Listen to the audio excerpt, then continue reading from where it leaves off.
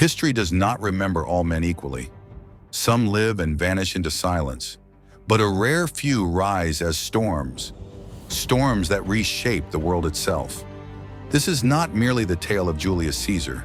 This is the chronicle of a city, a nation, an empire, born from dust, rising with unshakable will, and forged to command the world. Rome's ascent was not carved by the sword alone, but by ambition, discipline, and an immortal vision that no army could extinguish. This is the Roman Empire.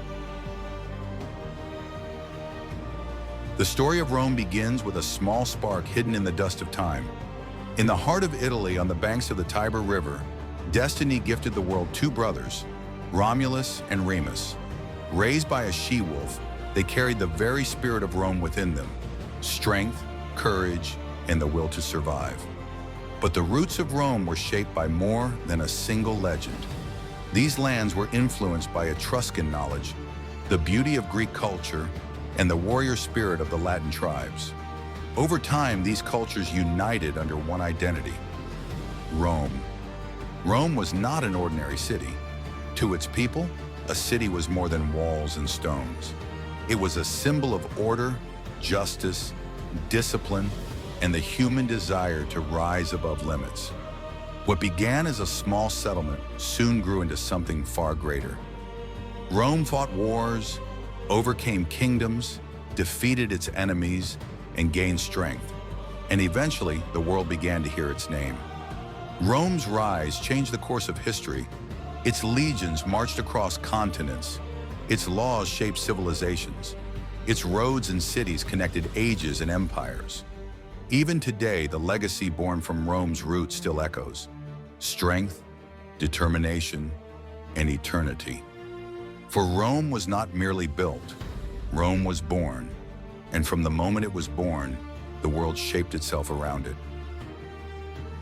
At the end of the 6th century BC, Rome was ruled by a king of Etruscan origin, Tarquinius Superbus, arrogant, ruthless, oppressive. The Roman people were being crushed under ever heavier taxes, forced labor, and decisions that reeked of tyranny. In the streets of the city, a single word was now whispered: enough. And one day the ice finally cracked. A scandal, an injustice, a spark became the last straw that broke the Roman people's patience. The Romans rose. They united against the king who had stolen their freedom. And for the first time in history, a people joined hands and overthrew their own king. This was no ordinary rebellion. It was the beginning of a new era in human history. In 509 BC, Rome toppled a king and gave birth to a republic. In Latin, res publica, the public affair, the people's business. That phrase was an oath that would shape Rome's destiny. This state will not belong to one man. This state will belong to the people. The republic was built on three sacred pillars: the consuls, two leaders who governed the state, each balancing the other. The power of one limited the other, and together they formed the beating heart of Rome. Power was no longer the toy of a single man. The Senate, the memory, the mind, and the long-term plan of the Romans. The wisdom of centuries took shape here. Rome's fate was written in the decisions murmured by old men beneath shadowed columns.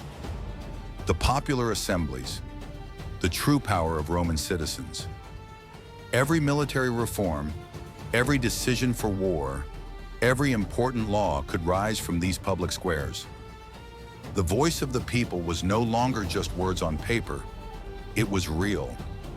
The Romans understood something very early. When power is shared, the state survives. When it is gathered into one hand, tyranny is born, and everyone loses. That is why their system was built so that every decision stayed in balance. Oversight, supervision, counterweight. The early years of the Roman Republic were harsh. Rome was no giant, only a small city-state. It was surrounded by hostile tribes. It had few friends and many threats. But what kept Rome alive was not its walls, not its army, and not its wealth. What kept them standing were their ideas, the will of the free citizen to stand up for his state. The Roman Republic gave the world a new concept: free citizenship. The strength of a state did not come from its king or its army. It came from the citizens ready to fight for it. And so, Rome's greatest miracle was not a victory on the battlefield.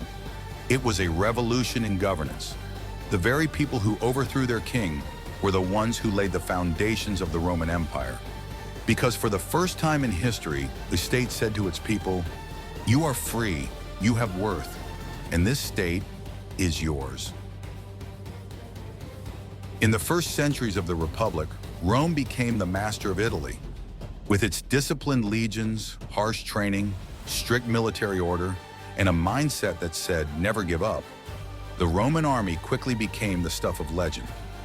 Rome's power did not come from the sword alone. To the peoples it defeated, it always offered two things: submit or become a partner of Rome.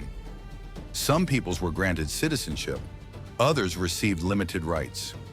Rome did not simply crush the people it conquered, it pulled them into its system. In this way, its army grew, its influence spread, and its name echoed farther and farther. Then a rival stepped onto the stage of history: Carthage. This trading giant, rising in the Western Mediterranean, was the ruler of the seas. The Punic Wars between Rome and Carthage would decide not just the fate of two states, but of the entire Mediterranean world. When Hannibal crossed the Alps with his war elephants, a dark shadow fell over Rome. At Cannae, tens of thousands of Roman soldiers were wiped out in a single day. Rome suffered one of the most devastating blows in history, but it was here that Rome's true strength revealed itself: the will to never surrender. The Romans refused to accept defeat. Another people might have collapsed under such a disaster, but Rome, even after its heaviest loss, stood up again, raised new armies, and fought on. In the end, at Zama, Hannibal was defeated. Carthage bowed its head. The master of the Mediterranean was now clear: Rome. Yet as Rome's victories grew, cracks began to appear in its soul.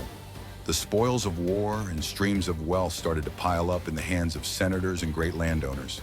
Small farmers were going bankrupt, leaving their villages for the city, forming a crowded but desperate mass. Rome was expanding on the outside, but inside it was beginning to burn. And one day that fire would not destroy the empire. It would consume the Republic itself. And in exactly this period, a man stepped onto the stage who would change the fate of Rome: Gaius Julius Caesar. Caesar was not an ordinary noble. From a young age, he stood out with his intelligence, his courage, and his gift for oratory. He knew very well how to speak to the people, how to bargain with the elite, and how to play chess with his enemies. As he climbed the ladder of politics, his true rise came on the battlefield. The Gallic campaigns carried him beyond the rank of a mere commander.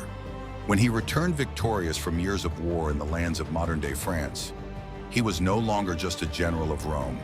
Caesar had become Rome's living legend. His legions were sworn to him. To his soldiers, he was not just a commander, but a leader, a father figure. To the people, he was a hero who stood by the weak, gave debtors room to breathe, and magnified the pride of Rome. But to the Senate, he was a force that could not be controlled. Rome's elites watched Caesar's rise with fear, for the entire balance of Rome rested on one principle: that no one should ever be as powerful as a king on his own. Yet Caesar was, in practice, as powerful as a king. And the word king in Rome was as heavy as an insult. Then came one of the most famous moves in history. Caesar was ordered to dismiss his army and return to Rome as a simple citizen. For him, this was not just a step back.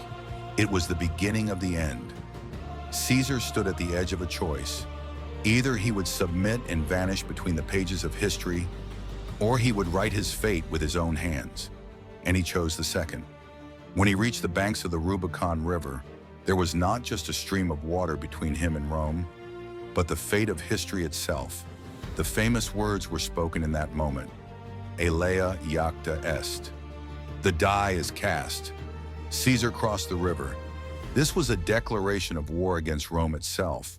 There was no turning back now. Civil war erupted. Rome stood against Rome. The Republic was being shaken by the very power it had raised from within itself. In the end, Caesar emerged the victor. His enemies were sent into exile, their armies dissolved, and his shadow began to stretch over Rome. The Senate granted him extraordinary powers. He took the title of dictator. But for the people, this did not feel like a threat. It felt like hope.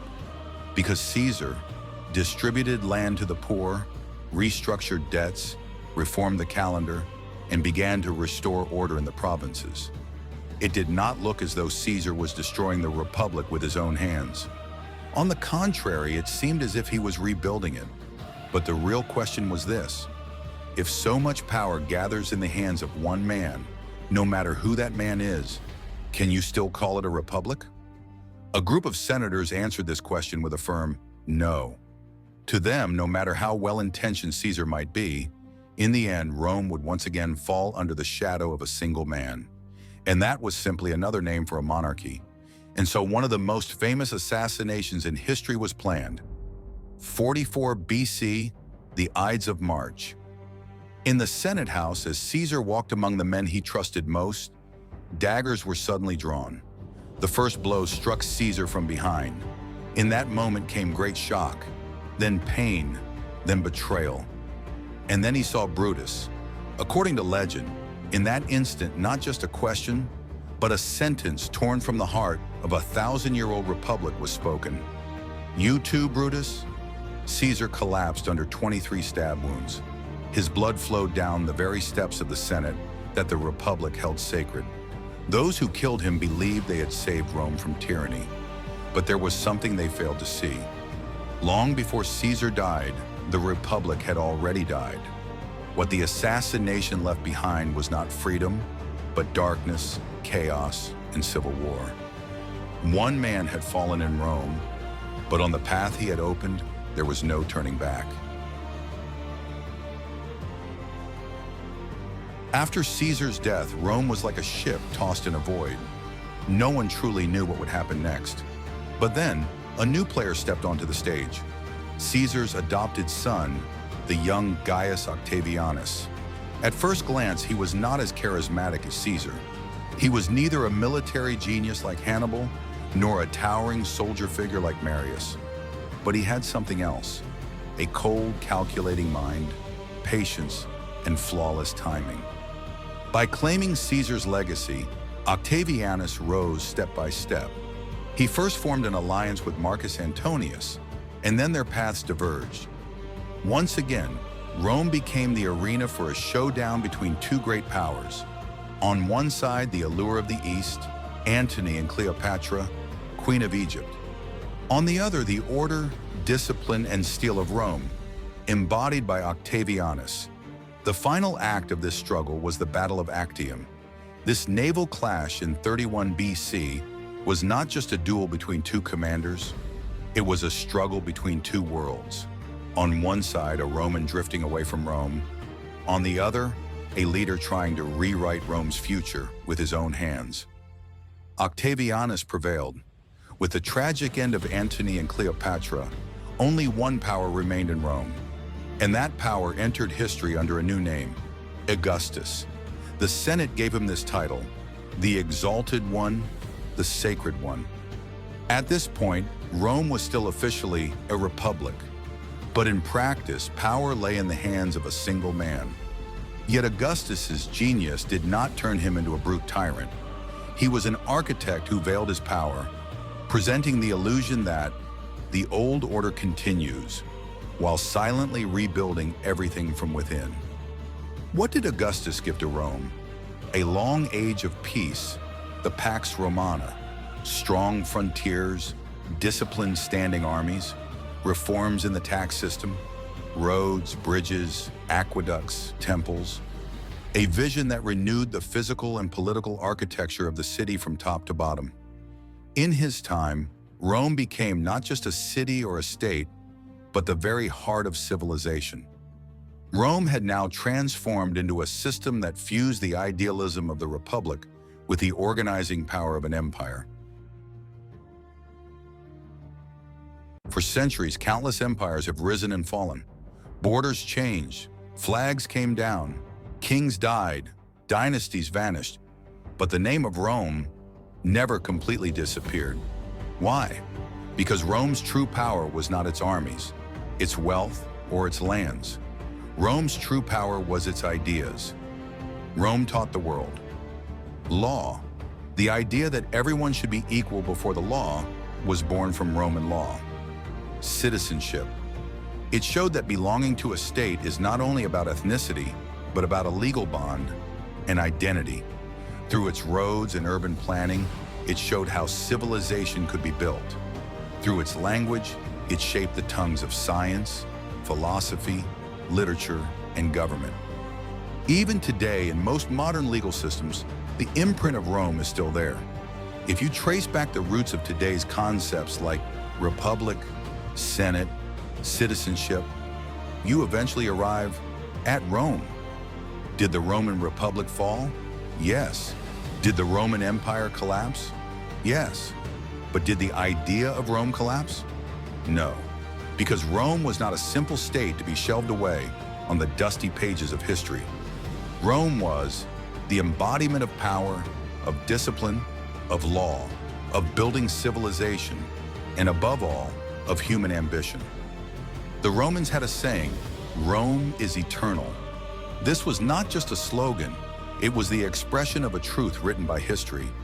Even today, in the layout of our cities, in the lines of our laws, in the roots of our political vocabulary, the voice of Rome still echoes. Rome's transformation from republic to empire was not just a change of regime, it was one of the greatest turning points in human history. And this transformation teaches us something. True power is not measured only by the sword, but by the ideas you leave behind. Rome may no longer appear on our maps as an empire, but in our minds, in our systems, in our imagination, Rome still lives. And perhaps that is why, while history still whispers the names of certain men, it speaks the name of Rome out loud.